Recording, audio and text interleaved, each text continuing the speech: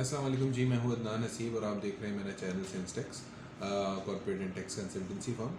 जो है वो आज एक टॉपिक लेकर आया हूं, बहुत ही कॉमन टॉपिक है और अक्सर लोग आते हैं और कहते हैं कि जी क्या है ये फाइलर होने का क्या फ़ायदा है, क्यों अपने आप को फाइलर करवाएं या अपने आप को जो FBR के सिस्टम पे रजिस्टर्ड कराने का क्या फ़ायदा। तो इस टॉपिक पे मैं आज कुछ एक तो लॉ ऑफ द लैंड है पाकिस्तान का, एक कानून है कि वो लोग जो कि अपनी इनकम टैक्सेबल इनकम कमाते हैं उनके लिए तो मैंडेटरी है कि वो अपने आप को फाइलर कराएं फ़ौरन।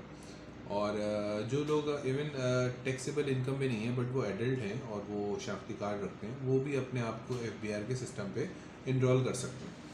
अच्छा, इनरोल करने के बाद उनके ऊपर जिम्मेदारी कि वो हर साल अपने टैक्स गोशवारे जमा कराते हैं। टैक्स गोशवारे जिसको टैक्स फाइलिंग कहते हैं। अच्छा, पाकिस्तान में जो है वो बहुत मुश्किल से एक सर्टेन तकरीबन 2.5 मिलियन तक के लोग जो हैं वो अपने आप को अभी तक FBR में रजिस्टर्ड करवा चुके हैं लोग, लेकिन मेजॉरिटी में इसमें बहुत सारे ऐसे लोग हैं जो कि फेक रिटर्न फाइलिंग या कि ज़ीरो रिटर्न फाइलिंग कर देते हैं और वो अंडरस्टैंड ही नहीं कर पाते हैं कि वो हमें एक्चुअली इसका कॉन्सेप्ट क्या है, क्यों हम ये रिटर्न फाइल करते हैं और वो बेनिफिट हमें ट्रांसफ़र हुआ है भी कि नहीं हुआ, जो कि एक फाइलर को होना चाहिए। तो ये ज़रूरी है कि आप समझ लें कि फ़ाइलर होने के फ़ायदे बहुत हैं, नुकसान कोई नहीं। ठीक है, ख़ास तौर पे उन लोगों के लिए जो सैलरीड क्लास है और वो अगर नॉन फाइलर है या एक्टिव फाइलर नहीं है तो वो अपने पैर पे खुद कुल्हाड़ी मार रहा है, उसको पता ही नहीं कि मैं कितना लॉस कर दे रहा हूँ। तो ज़रूरी है कि उसको तो फ़ौरन अपने आप को फाइलर करवाएं और रजिस्टर्ड भी कराएं और अपना रिटर्न भी हर साल बाकायदगी से रिटर्न फाइल करें। क्यों? क्योंकि उसका टैक्स एट सोर्स एम्प्लॉयर पहले काट के उसको सैलरी दे रहा। ठीक है जी। अच्छा, फाइलर के फ़ायदे में कि क्या है फ़ायदा फाइलर होने का, और फाइलर और वो भी एक्टिव फाइलर होने का। तो ये चीज़ आपने बहुत क्लियर कर लेनी है कि एक बंदा जो कि अनरजिस्टर्ड फाइलर है या नॉन एक्टिव फाइलर है उसके साथ तो सेम ट्रीटमेंट है, जस्ट लाइक कि he is not being a tax payer. लेकिन अगर एक टैक्स पेयर है और वो फाइलर है और वो एक्टिव फाइलर भी है तो उसके लिए जो है ना FBR अलग ट्रीटमेंट करती है और वो उसको बेनिफिट ट्रांसफ़र करती है। तो पहला मैं आपको बता दूं कि अगर आप गाड़ी लेते हैं, कोई परचेज़ करते हैं, प्रॉपर्टी परचेज़ करते हैं, दूसरा अगर तीसरा कोई सेविंग सर्टिफिकेट्स लेते हैं, कोई आपने बैंक में सेविंग अकाउंट खोला हुआ है, इन सब पे आपका सिंगल टैक्स लगेगा अगर आप एक्टिव फाइलर हैं। और अगर आप नॉन एक्टिव फाइलर या फाइलर ही नहीं है तो आपके ऊपर डबल टैक्स लगेगा। फॉर एग्जांपल, अगर आप एक प्रॉपर्टी परचेज़ करना चाहते हैं और आप जाते हैं उस प्रॉपर्टी की जो वैल्यू है उस पर आपको 2% टैक्स देना है अगर आप फाइलर और एक्टिव फाइलर हैं, और अगर आप नॉन एक्टिव हैं या फाइलर ही नहीं है तो आपने 7% टैक्स पर पे करना है।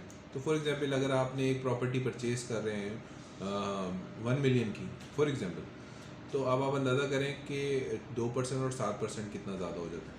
अच्छा, उसके साथ साथ अगर आप सेविंग अकाउंट आपने खोला हुआ है या आप जो है वो सेविंग सर्टिफिकेट्स रखते हैं या आप गवर्नमेंट से जो है वो पेंशन रिसीव करते हैं, तब भी आपका जो है ना सिंगल और डबल टैक्स का सिस्टम है। यानी कि फॉर एग्जांपल, अगर आपने सेविंग अकाउंट खोला हुआ है और आपका उसमें जो प्रॉफिट गिरता है हर महीने या सेमी एनुअली या एनुअली, तो उस पर 15% डिडक्शन है अगर आप एक्टिव फाइलर हैं, और अगर आप नॉन एक्टिव फाइलर हैं तो 30% डिडक्शन है।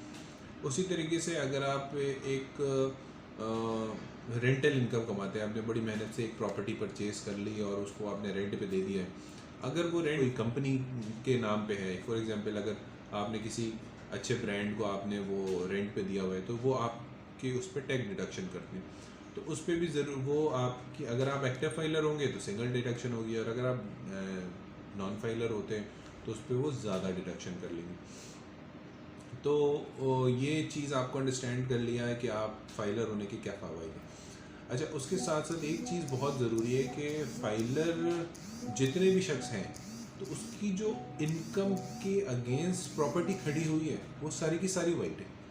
और अगर आप चाहे वो आप रिलीजियस स्कॉलर हैं लेकिन आप फाइलर नहीं हैं, लेकिन वो आपने उस इनकम से जितनी भी प्रॉपर्टी बनाई है क्योंकि वो डिक्लेयर नहीं है तो वो ब्लैक है। तो ये under the law of land, Pakistan के कानून के मुताबिक वो प्रॉपर्टी अगर डिक्लेयर्ड नहीं है तो वो ब्लैक है, और अगर वो प्रॉपर्टी डिक्लेयर्ड है चाहे वो 1 रुपये हो या 1 लाख रुपए हो या 1 करोड़ रुपए हो तो वो वाइड हो गया अगर आपने FBR को डिक्लेयर कर दिया कि जी ये मेरे ज़राए थे और इस तरह से मैंने कमा के इस तरह से ये प्रॉपर्टी बनाई। तो लॉन्ग स्टोरी शॉर्ट मैं थोड़ा सा इसको कंसाइज करके कंप्लीट करना चाहता हूँ क्योंकि वीडियो काफ़ी लंबी ना हो जाए। फाइलर होने के काफ़ी फ़वायदे हैं जो कि आपको होना चाहिए। अगर आप एक नॉर्मल टैक्सेबल इनकम कमाते हैं तब तो फ़ौरन होना चाहिए, और अगर आपका कुछ फाइनेंशियल ट्रांजैक्शन करने का प्लान है और अगर आपने कोई चीज़ इस टाइप की लेने की फोरकास्टिंग की हुई है, या अगर आप एक यंग एनर्जेटिक पर्सनैलिटी हैं और आप आगे जाके एक एंटरप्रेन्योर बनना चाहते हैं या एक कंपनी बनाना चाहते हैं या एक प्राइवेट लिमिटेड कंपनी के डायरेक्टर बनना चाहते हैं, तो आपको जल्द से जल्द अपने आप को फाइलर बनाना चाहिए और अपने आप को FBR के नेट में लेकर आना चाहिए और अपनी प्रॉपर्टी, अपनी इनकम, सारी चीज़ें प्रॉपर हिसाब से डिक्लेयर करना चाहिए।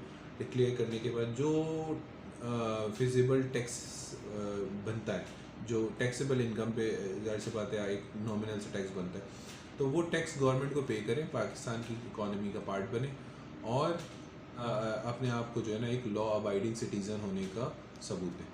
तो शुक्रिया बहुत बहुत, आज के लिए इतना ही। मैं उम्मीद करता हूँ कि आपको अंडरस्टैंड कर लिया होगा आपने कि फाइलर होना क्यों ज़रूरी है।